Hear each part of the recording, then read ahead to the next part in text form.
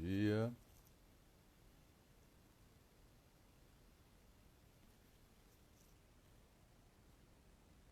Bom dia. Bom dia a todos que chegam.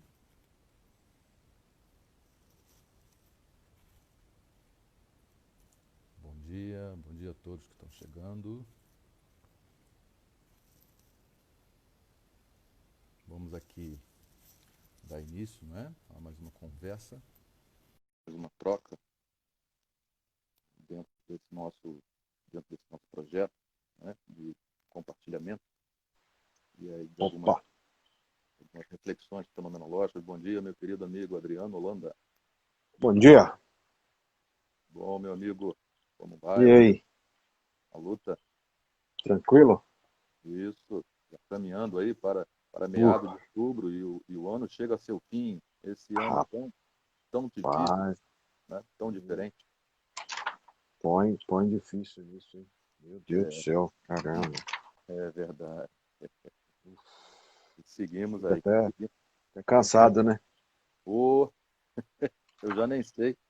Eu já nem sei se esse adjetivo dá conta da qualidade, da condição.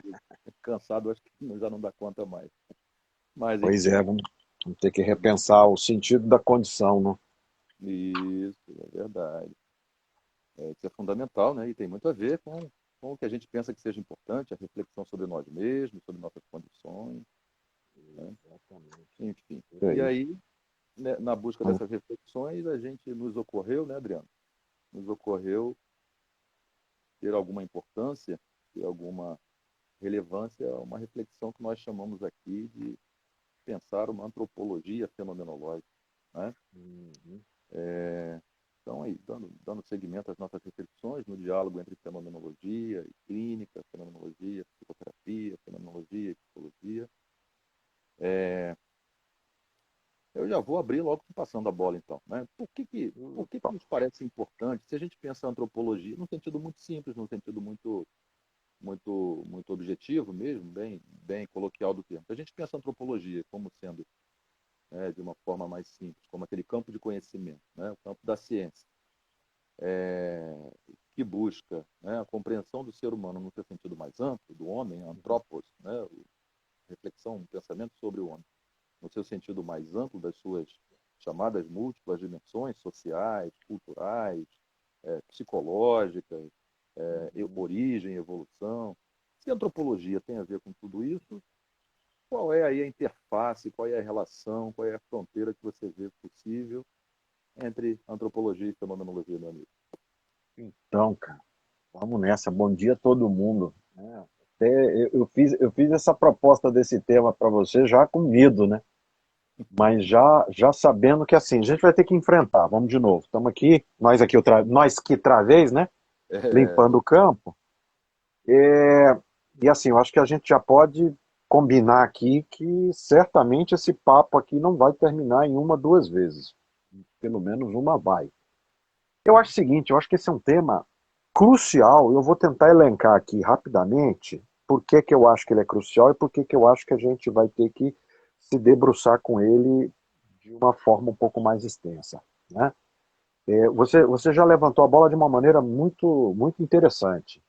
Há uma presunção de compreensão do que é antropologia, né? Então é isso mesmo que você está falando. É cultura, é história, né? É contexto, né?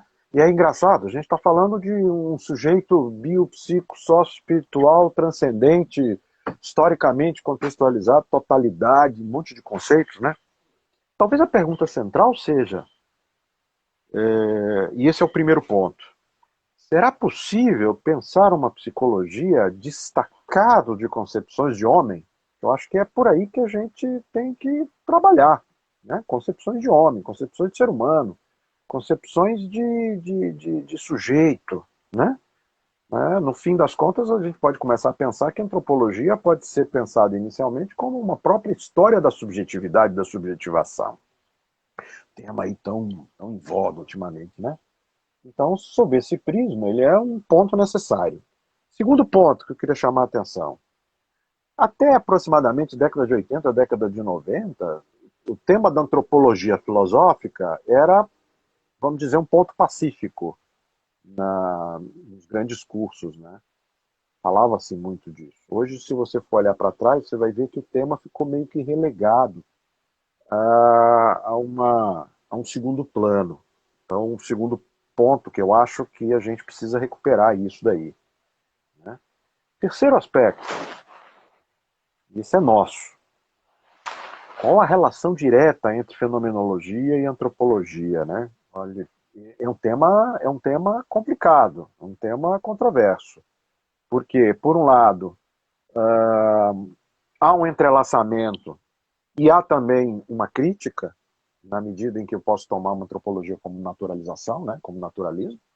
Mas, por outro lado, e esse é o meu ponto de vista, que eu até tentei desenvolver isso ano passado, no pós-doc, está tudo aqui na cabeça, ainda para ser arrumado. Né? Eu entendo a fenomenologia como praticamente uma espécie de humanismo.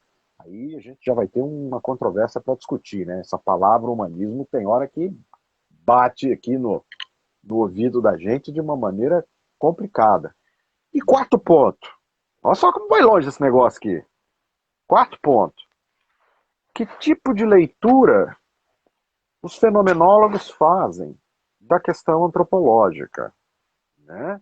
E aí a gente pode abrir o leque pensando no clássico texto que a gente precisa trabalhar, que é o texto do Russell de 31, texto de Fenomenologia e Antropologia. Tem alguns comentadores, como por exemplo o Javier Samartin, que defendem uma ideia de que sim, existe um desenvolvimento diferenciado a partir desse texto, e eu concordo com ele.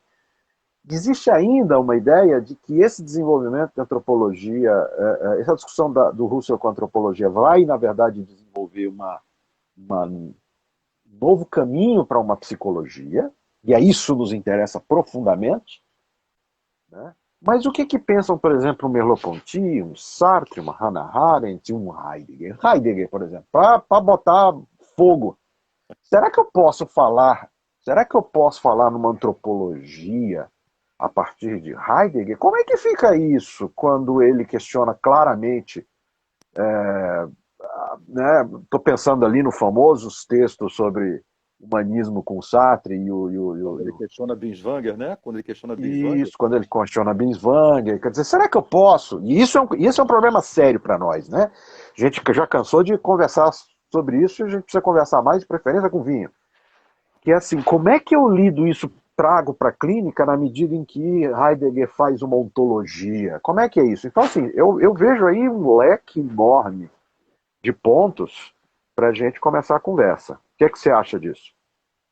olha, com esses no mínimo 4 a 5 pontos que você trouxe aí, eu acho que você está sendo bem condescendente, viu? Em acreditar que a gente consegue falar em dois encontros.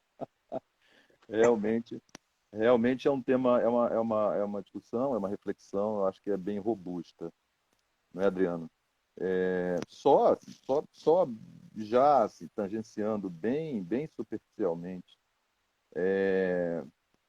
os pontos que você colocou, né? E mais especificamente me chama aqui a atenção, trazendo um pouco mais aqui para perto, por exemplo, da psicologia, né? Quando você destaca esse fato, por exemplo, de que a partir das décadas de 70 e principalmente 80, essa reflexão de uma antropologia fenomenológica se faz um pouco mais, e filosófica, se faz um pouco mais distante, né? Por exemplo, dos nossos cursos de graduação. Sim. Não sei, eu fico um pouco com a sensação de que isso traz consigo, e aí eu acho que isso é, né, uma discussão muito fértil e muito também resgatada pela própria fenomenologia,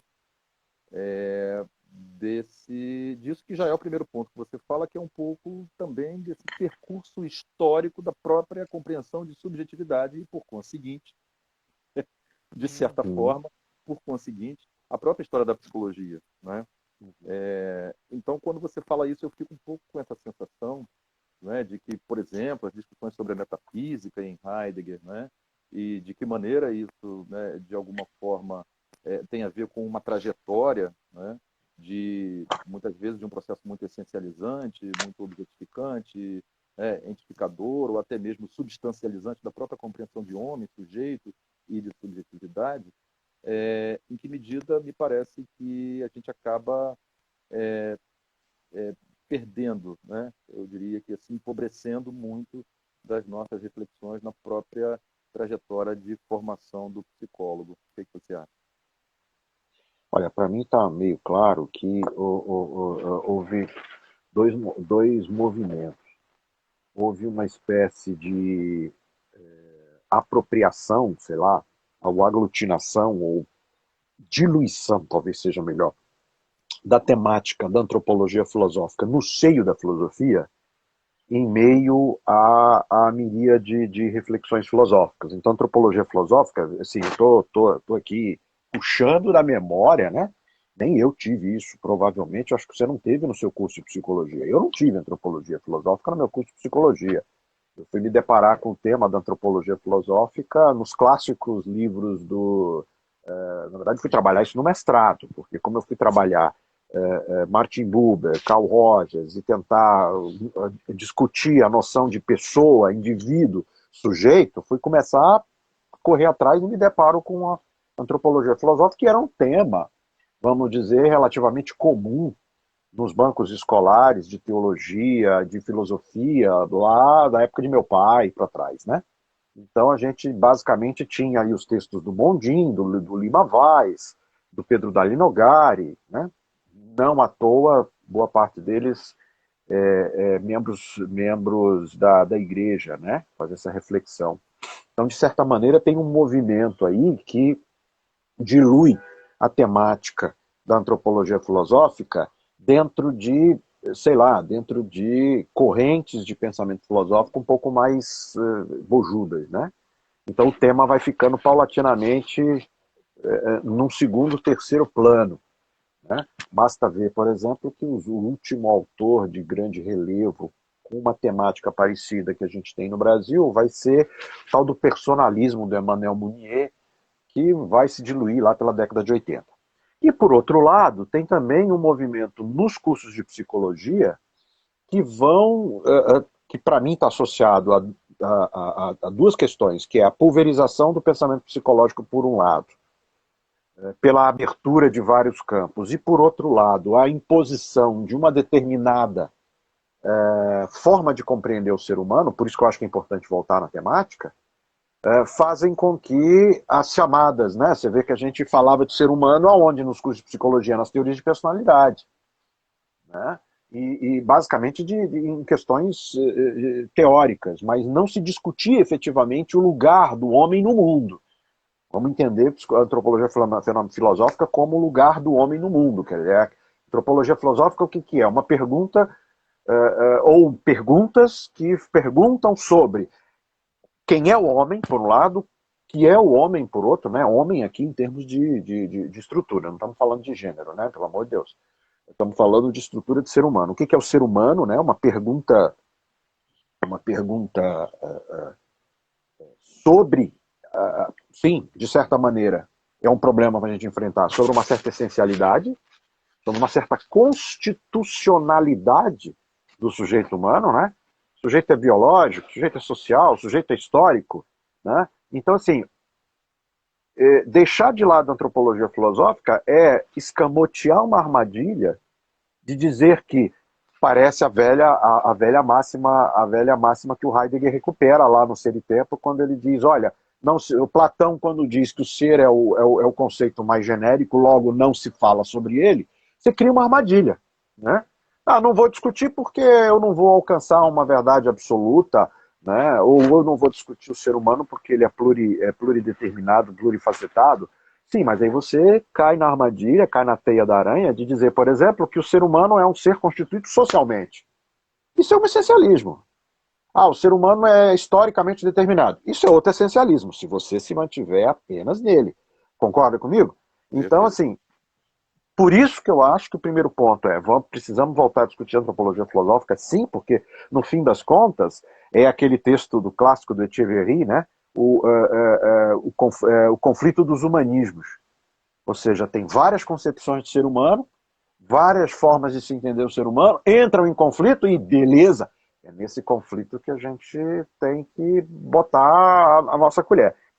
Então eu vejo esses dois movimentos. Então, uma diluição no campo da filosofia, uma pulverização no campo da psicologia, e aí as duas se confrontam e há um esquecimento, estou usando aí, esquecimento da questão, né? Claro, não é uma questão heideggeriana, mas é um esquecimento da questão que pergunta sobre a essência do ser humano, né? Alguns podem até afirmar, mas perguntar sobre a essência é antifenomenológico, mas não perguntar sobre a essência é cair na armadilha de dizer que não se cai no essencialismo, né? E a gente tem que enfrentar esse problema. Eu vejo um pouquinho, nesse primeiro momento, nessa direção. E aí, evidentemente, os nossos cursos de psicologia, acho que a imensa maioria dos colegas que estão aqui podem me confirmar, a gente não tem nem mais introdução à filosofia, nem mais antropologia, nem mais sociologia nos cursos de psicologia. Então, fica uma coisa um pouco alheia, né? Parece que a gente se distanciou dos nossos, vou colocar entre aspas, campos-fonte do nosso conhecimento, né? Filosofia, de novo, aquilo que a gente estava falando anteriormente, filosofia, literatura, arte, cultura, né? Eu vejo nessa direção. Esse primeiro ponto. O que você acha? Olha, você falou muita coisa, não dá nem para ir para o segundo ponto, porque esse primeiro aí abriu tanta reflexão importante, Adriano. Isso que você falou agora por último, né? Realmente a gente tem essa impressão, né? Quando tem, assim, é visto, né, tratado, concebido de uma forma também muito periférica, né? É muito comum você ter nos cursos, nos chamados primeiro período ou períodos básicos, né, determinados tipos de disciplinas como essas, né, como sociologia, filosofia, mas não raramente, pelo contrário, hegemonicamente, são compreendidos como sendo campos, no máximo, tangentes, no máximo. Né? Eu acho que isso aponta para uma questão, aliás, para algumas questões é, fundamentais que você, de certa forma, creio que já toca. Né? A própria discussão que você traz no que diz respeito à questão da essencialidade, não é? No momento em que a gente se distancia disso, se distancia desse, que eu costumo dizer, desse suposto choque, né? Vamos dizer assim, perplexidade, quando surge, né, a palavra, a essência, né, para ser trabalhado, para ser discutido na perspectiva fenomenológica, já desde Husserl, né? Quando a gente se afasta disso, na verdade a gente se afasta da própria do próprio percurso de constituição histórica hegemônica da ideia de essência. E aí a Sim. gente, né, perde justamente, né, essa possibilidade, é o que você chama do afastamento. Eu também vejo, não sei como você observa isso, eu vejo também uma relação assim, que não tem como separar essas dificuldades e esses afastamentos e pulverização que você falou.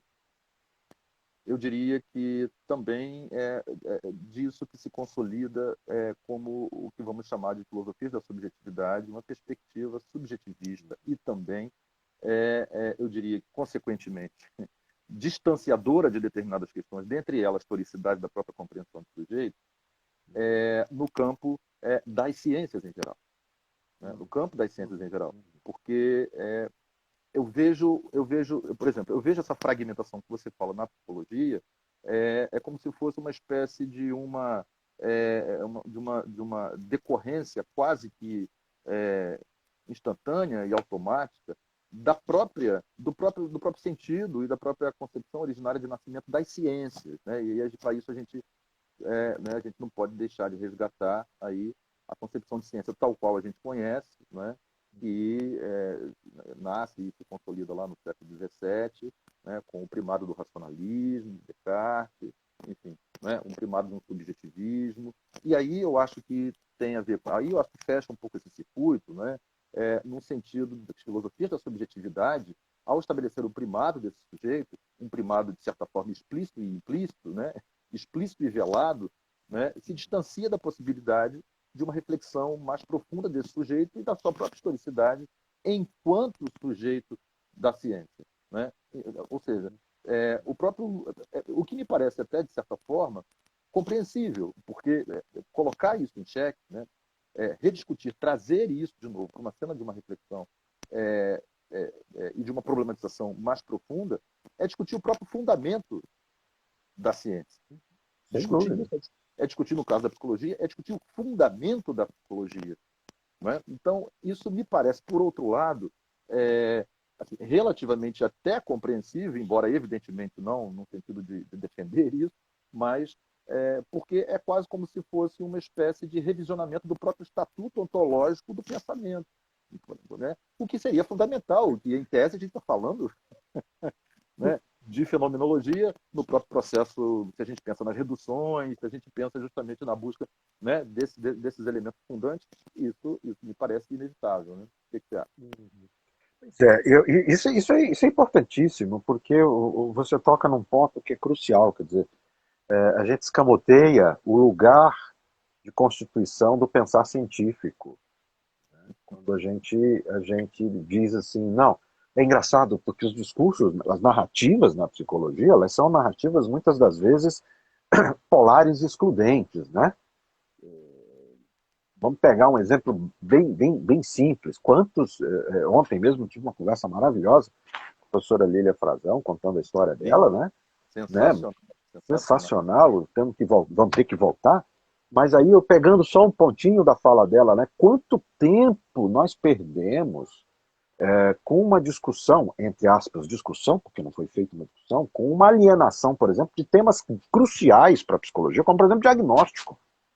Ah, não se pode falar de diagnóstico porque isso é rotular, porque isso é essencializar, porque isso. Sim, mas negar-se à localização é negar-se à tomada de posição. Né? E aí a gente não discute o estatuto da ciência. Né? Então a gente falava agora há pouco, né? Essa questão da filosofia, como que a gente aliena na filosofia. Né? É, é, é, Bom, agora a gente está na pandemia, a gente não sabe quando vai voltar, mas toda vez que eu entrava em sala de aula para começar a minha disciplina, que é no segundo semestre, Introdução à Psicologia Fenomenológica Existencial, né, esse monstrengo aí, eu sempre brincava com o pessoal, com os alunos, porque eu falo, eu vou fazer até um exercício de reflexão aqui com vocês, porque eu acho que eu até posso adivinhar. Eles têm uma disciplina de filosofia no primeiro Uhum, semestre, né? uhum, Ora, uhum. em geral, isso eu já até discuti várias vezes no meu departamento, se não seria mais interessante que essa é uma disciplina da filosofia, dada pela filosofia para o curso de psicologia. Né? Convenhamos, quem é o professor doutor, grande doutor do Olimpo, da intelectualidade, que está lá fazendo suas pesquisas, que quer dar introdução à filosofia para psicólogos? Ninguém. Então, em geral, essas disciplinas elas são relegadas ali, né, ao mestrando, ao cara que acabou de assinar um contratinho lá temporário, né? Eu gosto de brincar, é o professor prostituto, né? É aquele professor substituto que pega qualquer coisa, né? E que, em geral, ou está defendendo ou defendeu um mestrado num recorte muito particular do pensamento filosófico, né? Aí eu até brinco, e nos últimos anos eu não tenho errado, tá? Eu vou até adivinhar qual foi o tema do cara. O semestre inteiro de introdução à filosofia foi quem? Foi Foucault. Foi Foucault. E invariavelmente aparece quem? Foucault. Foucault, quer dizer, veja o que a gente faz com a produção de conhecimento. Eu preciso de uma série de conceitos de introdução à filosofia para começar a falar de fenomenologia que o meu aluno não tem, porque ele vai ser relegado, né, a um recorte, né, de uma limitação de um pensar. Então, talvez fosse até interessante a gente pensar no segundo momento em tira a disciplina, para quem tiver, né? De introdução à filosofia, filosofia geral, seja o que for, coloca a antropologia filosófica. Vamos voltar a discutir Padre Leonel Franca, clássico da década de 50. Né? Vamos pensar noções de homem. Puxa, imagina que curso maravilhoso seria se no curso de introdução, no curso de psicologia, logo de cara, se você começasse a perguntar o que é o sujeito. Olha, eu vou até fazer uma proposta aqui, bem radical, bem radical. Pega um professor especializado em filosofia para crianças e coloca ele para dar primeiro semestre de curso de psicologia. Eu acho que vai ser mais rico do que a gente pegar esses recortes, né? Porque no fundo, psicologia é uma ciência da subjetividade e da subjetivação. Eu não consigo perceber a psicologia fora desse cenário. E se eu não penso o que é subjetividade, o que é subjetivação, se eu não penso o que é a história da construção da ideia do sujeito, eu estou sendo antiético com minha própria ciência. Então, neste aspecto, né? Posso estar tendo aqui uma defesa absolutamente absurda, né? Como já defendi durante muitos anos o aconselhamento psicológico, né? Mas eu acho que a gente tem que fazer uma defesa arraigada da necessidade de se discutir a noção de sujeito, né? A necessidade de discutir o que é a construção da ideia de eu, de outro, né? Aí, nesse aspecto, inevitavelmente, mais cedo ou mais tarde, para a raiva do professor que for responsável por essa disciplina, ele teria que falar de fenomenologia. Né? Aí a gente chegaria numa das nossas várias discussões que a gente já deu aí por aí afora. Né? Como a gente já conversou sobre fenomenologia existencial, por exemplo. Radicalizando a fenomenologia, eu chego necessariamente na existência. Não tem como fugir disso. Né? O que é que você acha? Eu tô vendo aí os comentários aí, o nosso É. amigo aí, grande colega, grande professor Fernando Mariano está nos assistindo aí, acabou de fazer um comentário que se identifica com isso que você falou, a questão do professor substituto, prostituto, né? Colega aí, grande Fernando, grande abraço, vai estar com a gente aí no nosso evento em breve. Opa. Como o Adriano, né? Enfim, vamos estar fazendo um evento aí que será um grande prazer reunir colegas aí né, do Brasil inteiro. Mas olha só, Adriano, isso que você está falando vai me suscitando aqui algumas questões, sabe, algumas reflexões. Que, por exemplo, me parece, né, que, em última instância, a gente está falando, não sei, pensando assim de uma forma mais objetiva, mais simples, mais clara possível. A sensação que eu tenho é que, né, nesse percurso, né, o percurso do pensamento, no percurso da ciência, e esse percurso ele é um percurso de pensamento a chamada episteme, né, que ela não é cindida em relação né, a doxa, a chamada doxa, ao senso comum, enfim, me parece que a gente, não é, nas nossas vidas, né, cotidiana, né, no dia a dia, né, no mundo cotidiano, a gente também opera muito nesse campo das cisões, né, das separações, né, da compreensão das coisas de uma maneira mais, né, esquadrinhada e separadas mesmo. Né. Mas a sensação que eu tenho é como se fosse, assim, que seria importante a gente resgatar o vigor de um movimento de reaproximação. É como se fosse assim, o que você está falando em relação à filosofia, por exemplo, para crianças, né, que eu vi até que a colega Mônica se identificou, que já foi professora disso, é como se fosse o resgate disso que se fala tanto, não é? Se valoriza e se fala tanto, está presente aí nos parâmetros curriculares nacionais. Né? Precisamos pensar na interdisciplinaridade, mais do que isso, na transdisciplinaridade, na interdisciplinaridade. Mais que isso, a sensação que eu tenho é que isso não aparece, né, nas nossas práticas cotidianas, principalmente também dentro da universidade, no ensino e na tratativa com esses termos.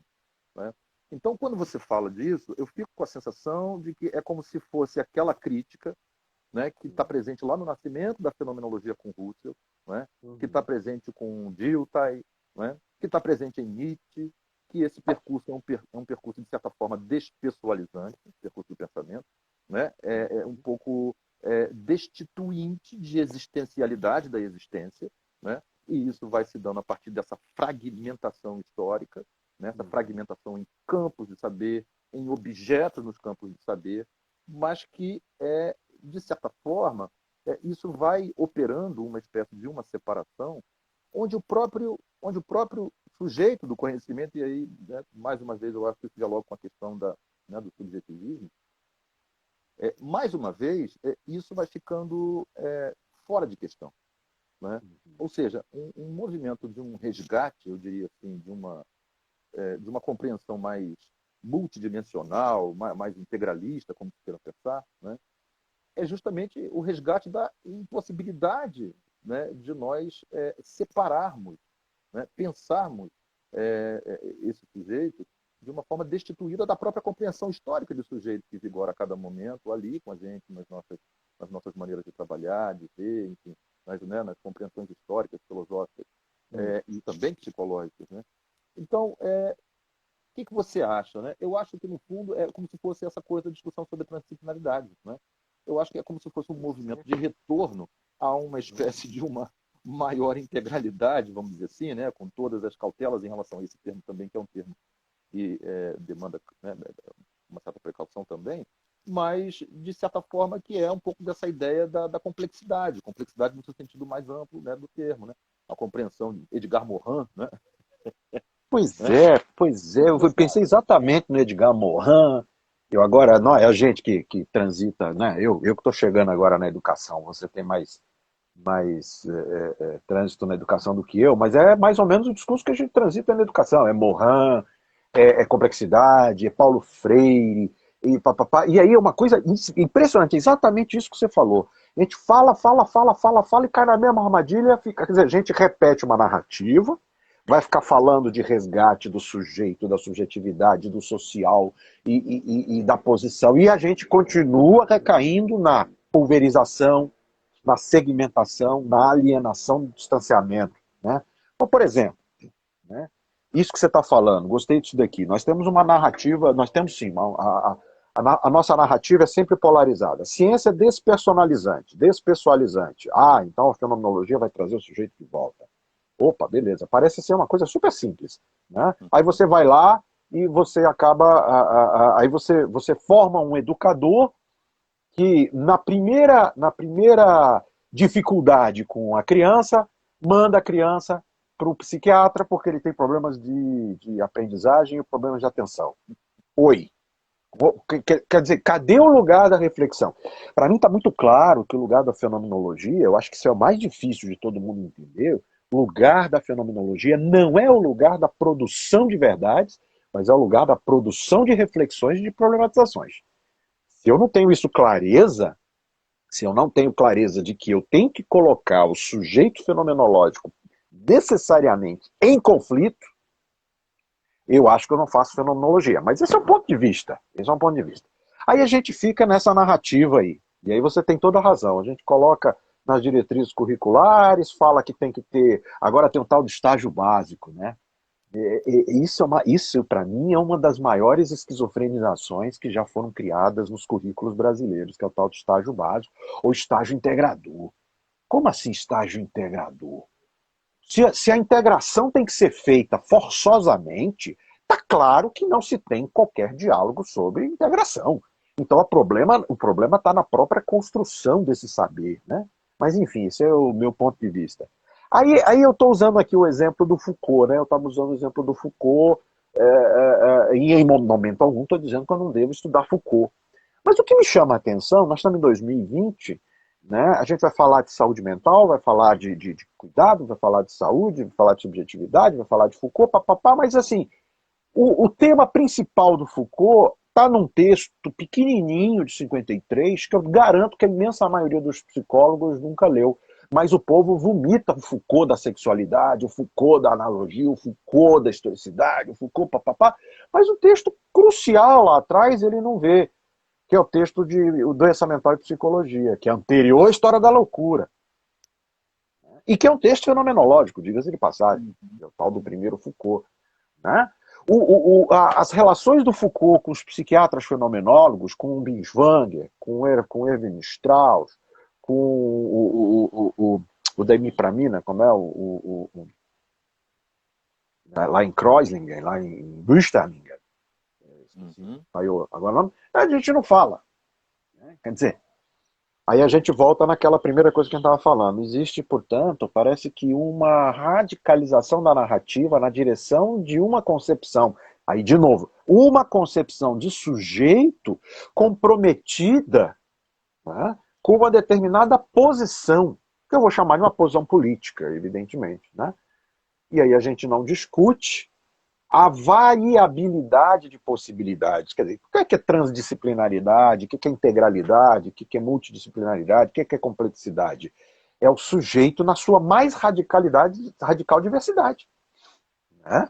É eu ter que pensar, acho que a gente já comentou isso aqui algumas vezes, de que, eu gosto sempre de frisar esse ponto, que para mim a psicologia radicalmente não pode ser entendida como uma ciência unitária.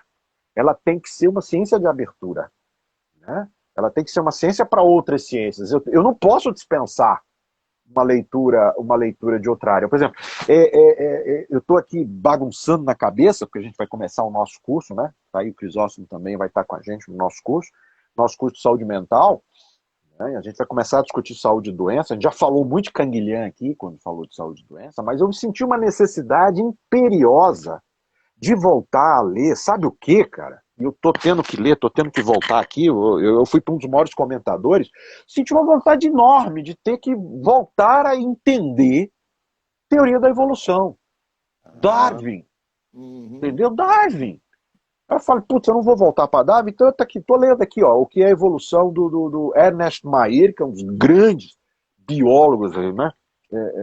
Intérprete. Tinha uma tremenda necessidade. Ah, mas com isso eu estou querendo dizer que o sujeito é uma essência biológica? Não, claro que não. Mas se eu alieno a minha possibilidade de ser biológico, a minha possibilidade de ser um sujeito histórico na evolução, eu estou alienando a própria condição histórica do sujeito. Né? Então, assim,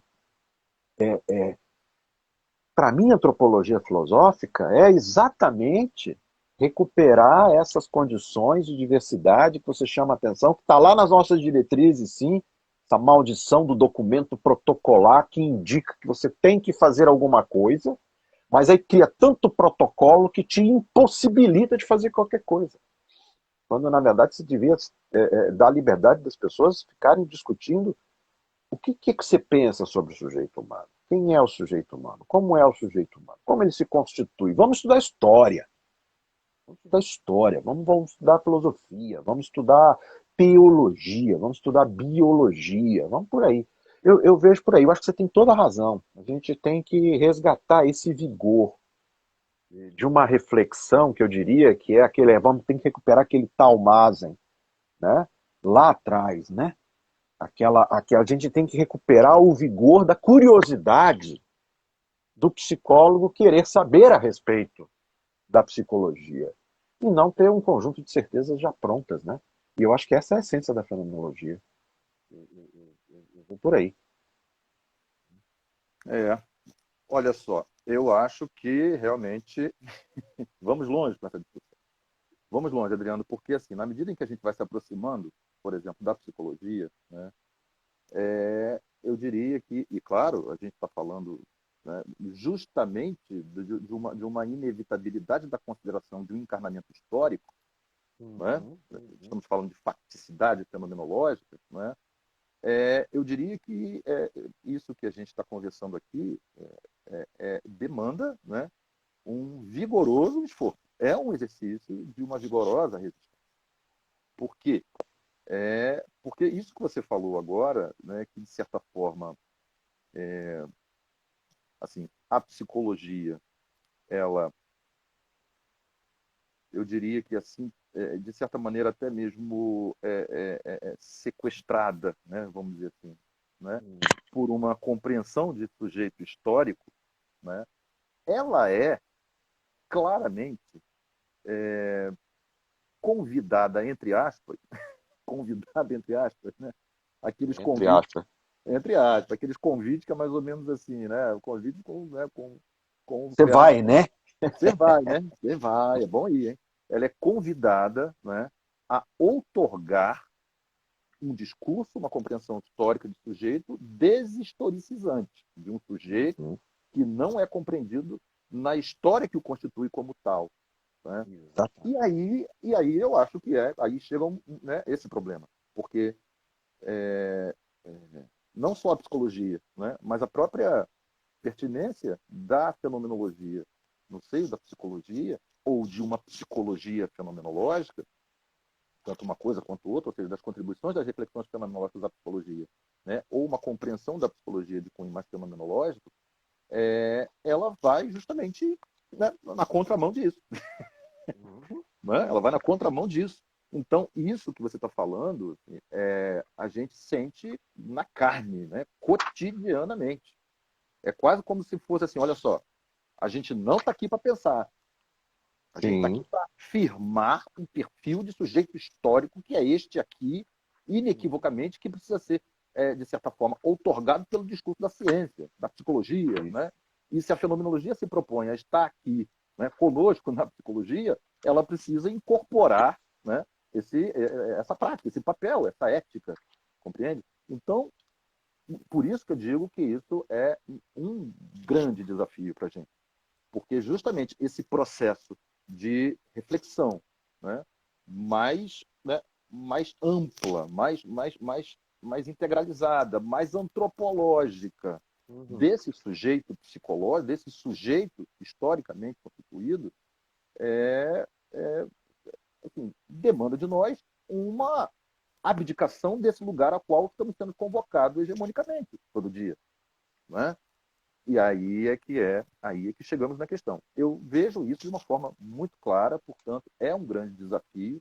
Em última instância, o que a gente está dizendo é o seguinte: olha só, estamos aqui para pensar sujeito, estamos aqui para Uhum. pensar sujeito, né? Estamos aqui para pensar a chamada psique humana, subjetividade humana, estamos aqui para pensar isso. Só que é como se fosse assim, me parece extremamente precário destituir desse pensamento sujeito a sua historicidade. Ou seja, a Sim. historicidade não do sujeito individual somente, mas a historicidade de compreensão de homem e mundo, né? De ser Pois humano, como você é, falou no sentido mais amplo inicial. E aí é que acho que realmente a gente chega num problema. O que você acha?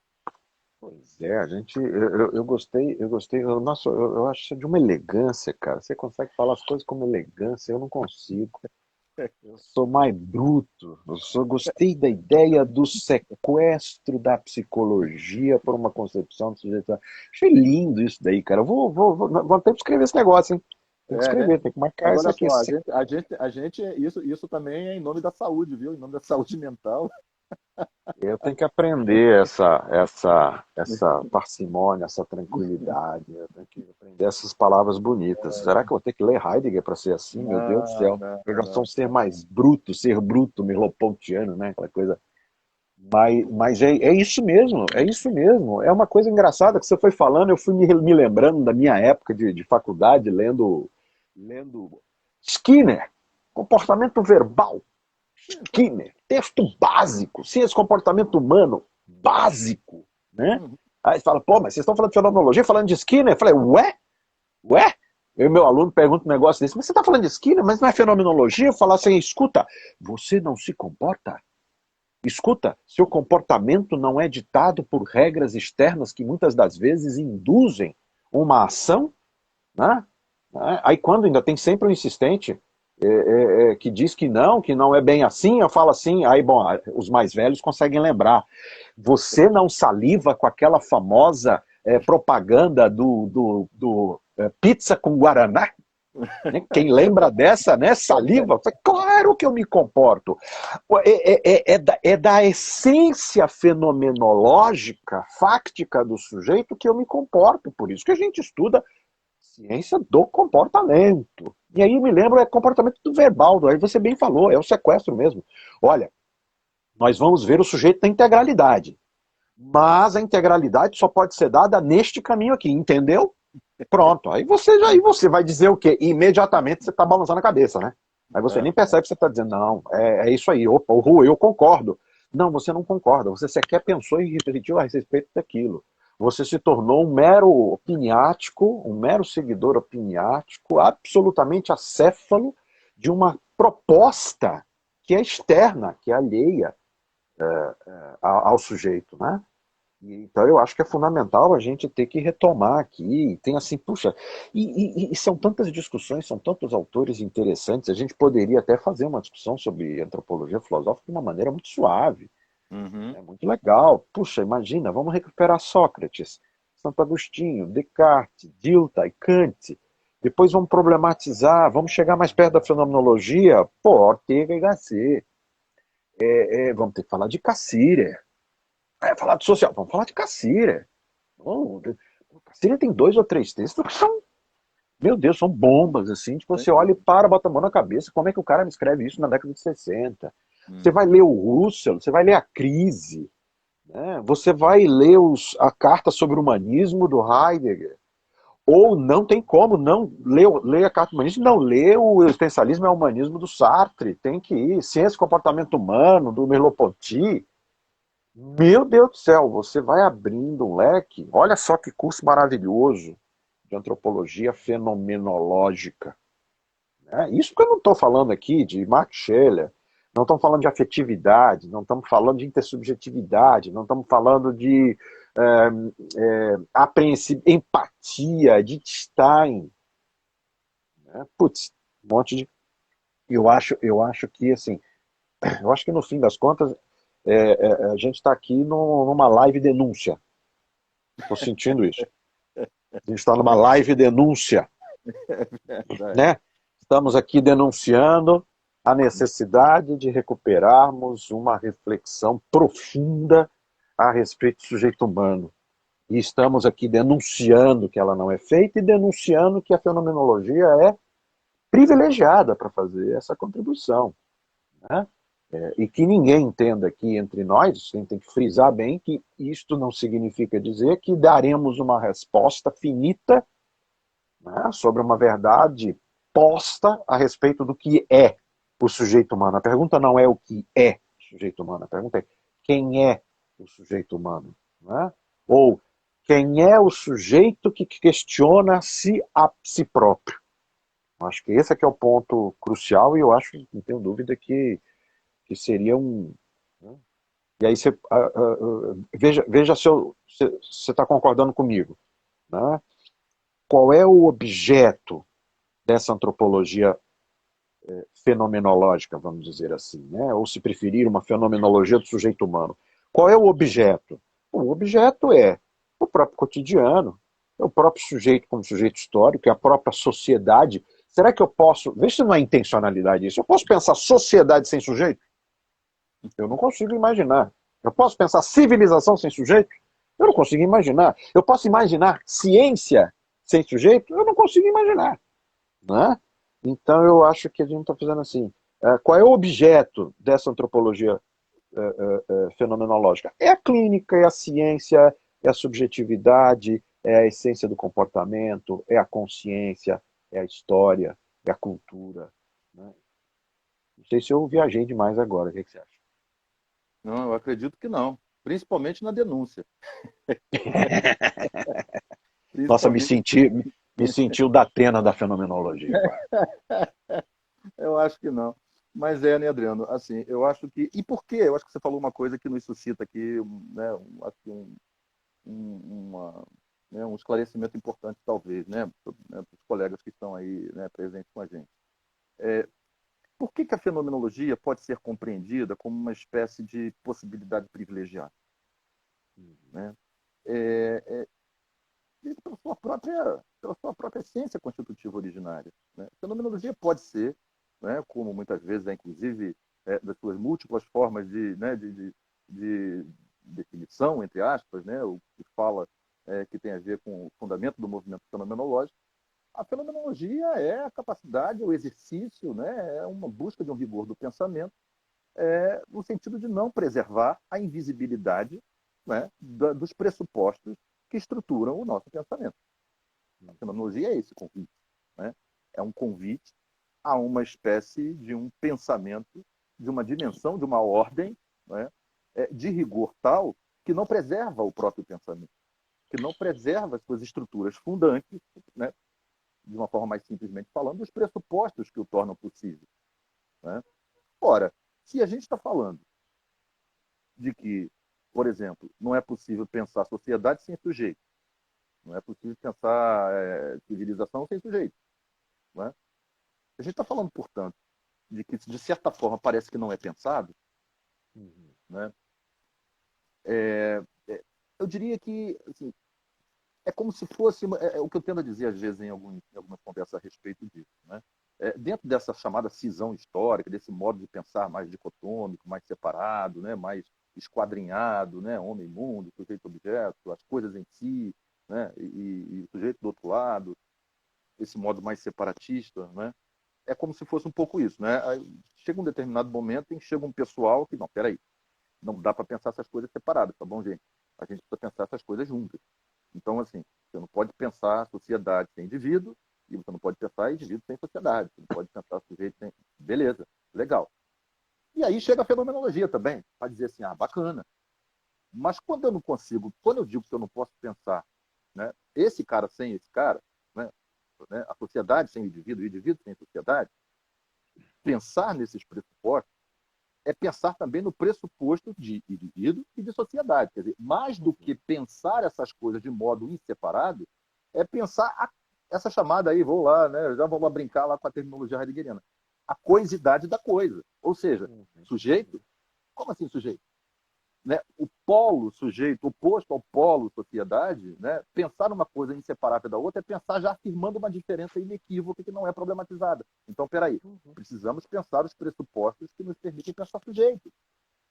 Compreende? E aí sim a gente chega, né, nisso que é a busca de uma radicalidade do pensamento, justamente dos fundamentos que tornam possível pensar sujeito tal qual é pensado, que inequivocamente não tem como resgatar a sua historicidade de pensamento.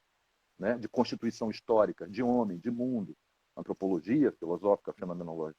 Né? Então, assim, eu acho que desse chamado privilégio, né, vamos dizer assim, possibilidade de privilégio da fenomenologia sobre essas reflexões, tem muito a ver com isso. Porque do que nós estamos falando que não seja a dimensão da intencionalidade fenomenológica? Né? Estamos falando da intencionalidade fenomenológica. Estamos falando que, olha, não dá para você pensar um sujeito destituído da sua compreensão possível. Então, vamos para ela. Das pré-compreensões possíveis, Heidegger, vamos para ela. Entende? Então, assim, eu acho que, nesse sentido, sim, a fenomenologia tem muito a contribuir com repensar esse lugar, né? Esse lugar do pensamento moderno, pós-moderno, contemporâneo, e, consequentemente, esses seus totens. E um dos mais, creio eu, né, fundamentais para pensar ciência, para pensar psicologia, né, é pensar esse totem subjetivista do primado do sujeito que se coloca fora de um âmbito de reflexão mais profunda sobre ele próprio. Né?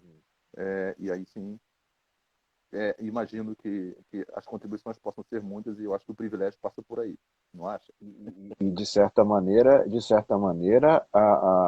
né, brincando novamente com a história da denúncia, a própria fenomenologia vai ser uma denúncia desse esquecimento da pergunta sobre o próprio sujeito. Né? Sobre essa alienação que a gente está aí replicando com a história da ciência, né?